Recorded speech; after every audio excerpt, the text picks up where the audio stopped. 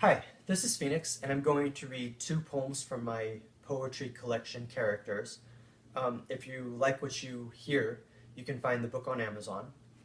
Um, anyway, I'm going to be reading two poems, and they go together.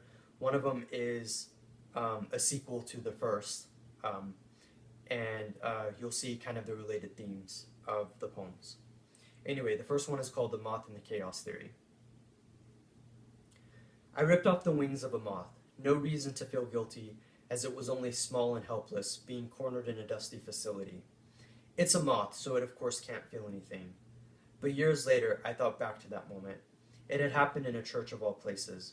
The little innocent creature of beauty flapping its wings against the wall, hoping for a chance of flying into the radiance of vibrant light and freedom outside, to radiate upon it as though coloring itself to fly out of the cocoon, until it was forced to endure my childish greed.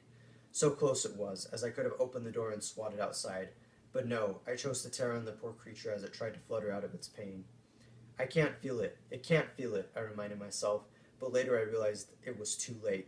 I hadn't even bothered to put it out of its misery. It wasn't even a thought to enter my mind and eventually still my actions. After all, I'd come this far. Couldn't I at least linger a little and finish what I started?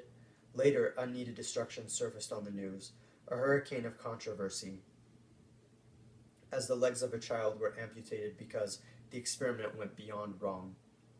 I couldn't help but think that was my fault, because I realized the ugly moth had really been a better fly after all. The second poem I'm going to read is called The Grasshopper in the Story. Right. Long, long ago, more like yesterday long ago, there was a boy who didn't have time to chase fairy tales, didn't have the energy either, as every hour he would fight with his parents. He knew they didn't care about him, but he held on to a glimmer of possible salvation from this thought. But that hope moved further away, and so he went in that direction, ran to a field. Thought of the confrontation, couldn't stop. They had said he was nothing to them.